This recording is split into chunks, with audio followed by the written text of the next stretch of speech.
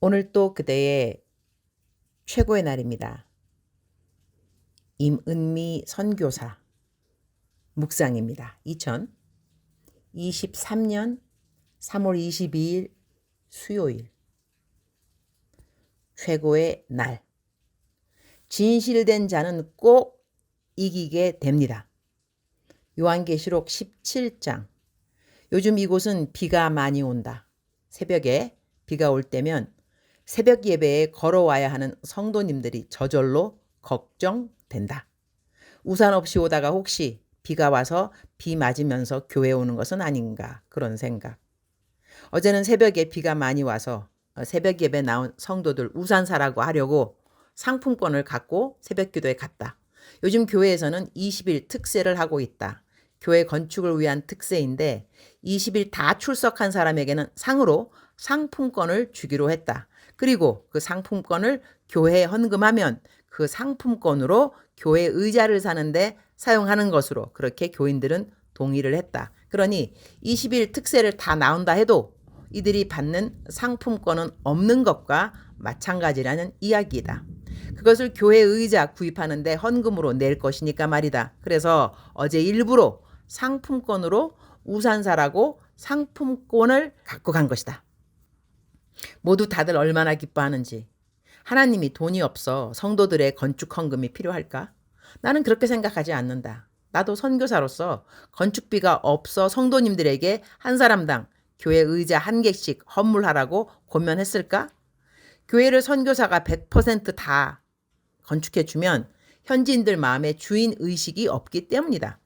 자신의 정성과 땀이 들어간 교회 건축이 되어야 한다고 생각해서리 재정이 하나같이 힘든 성도님들에게 20일 새벽 예배 출석해서라도 1000실링, 한국 돈으로 약 1만 원 상 받아서 헌금하라고 했던 것이다. 그렇게 말은 했어도 비 오면 우산 사주어야지 하는 생각이 드는 것이 선교사의 마음일진데 하나님 마음은 어떠하실까? 울컥하네요. 나는 내가 참 부족한 선교사이지만 현지인 성도님들 대할 때 내가 갖게 되는 마음으로 하나님의 마음을 조금이나마 이해하게 될 때가 있다. 여튼 어제는 성도님들 우산 사라고 상품권을 주고 와서 마음이 아주 기뻤다. 나 곧 키스할리 학교로 등교해야 하니까 다들 나 공부 잘하게 해달라고 기도하라고 하니 하나같이 큰 소리로 그렇게 하겠다고 한다. 흐흐흐. 귀엽고 귀여운 우리 성도님들. 흐흐흐. 내가 얼른 키스할리로 아주 자유하게 설교를 해드려야 할 터인디. 흐흐흐. 요한계시록 17장 14절. 그들이 어린 양과 더불어 싸우려니와 어린 양은 만주의 주시오 만왕의 왕이시므로 그들을 이기실 터이요. 또 그와 함께 있는 자들 곧 부르심을 받고 택하심을 받은 진실한 자들도 이기리로다. They will make war against the Lamb, but the Lamb will overcome them because he is Lord of lords and King of kings, and with him will be his called, chosen, and faithful followers. 그들을 이기실 터이요 라는 말씀과 진실한 자들도 이기리라 이 말씀이 마음에 와 닿는다. 요한계시록의 주제는 예수님이 끝내는 이기신다 이것이라고 한다. 그리고 그와 함께 있는 자들도 당연히 이기는 자의 자리에 함께 하게 된다는 것이다. 그런데 이 말씀 가운데 또 그와 함께 있는 자들 곧 부르심을 받고 택하심을 받은 진실한 자들도 이기리로다. 바로 진실한 자들도 라는 이 말씀. 누가 과연 하나님 보시기에 진실한 자일 것인가? 나는 얼마 전 내가 인터넷으로 알고 있는 비리의 주인공에 대하여 다른 선한 이면에 대한 말을 듣게 되었다. 내가 인터넷에 올라온 이야기만 듣고 그 사람을 잘못 판단했나? 그런 생각도 들었다. 나는 얼마 전 어느 평판 좋기로 유명하신 어느 목사님이 설교하시면서 단 한 명이라도 실족해 하면 안 된다는 말씀을 강조하시는 것을 들었는데 나는 그분 때문에 크게 실족한 어떤 성도님을 상담해 줘야 하는 케이스가 있었다. 그리고 또 다른 정말 알아주는 영향력 있는 리더였는데 정작 그분에게 너무나 큰 상처를 받고 그분이 있는 공동체를 떠나고 난 다음 나에게 그 상처받은 이야기를 해준 사람을 만난 적이 있다. 그런데 사실 나는 이런 케이스 상담을 한두 번 해준 것이 아니다. 그러면서 나를 당연 돌아보게 되기도 했다. 나한테 상처받은 사람이 없을 리가 있을까? 이들은 어디에 가서 누구에게 나에게 어떻게 상처를 받았다고 이야기할까? 나는 스스로를 정직한 자로 생각하는 사람이다.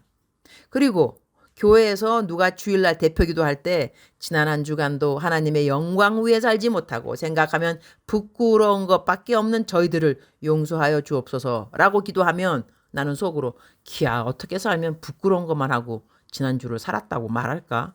나는 부끄러운 거 거의 없는데. 이렇게 생각하는 편이다. 아니 정말로 그리스도인이 어떻게 살면 그래 한 주간 내내 부끄러운 것밖에 없는감요.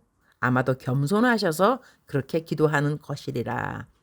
성경에는 우리가 서로를 판단하지 않아야 한다고 한다. 그러므로 때가 이르기 전 곧 주께서 오시기까지 아무것도 판단하지 말라. 그가 어두움에 감추인 것들을 드러내고 마음의 뜻을 나타내시리니 그때에 각 사람에게 하나님으로부터 칭찬이 있으리라.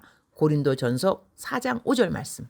주님, 오늘 또 최고의 날입니다. 요한계시록을 통해 저희 그리스도인들에게 우리는 예수님과 함께 이기는 자가 된다는 약속의 말씀을 주셔서 감사합니다. 그런데 이기는 자는 진실한 자여야 한다는 것을 저희가 잊지 않기를 기도드립니다.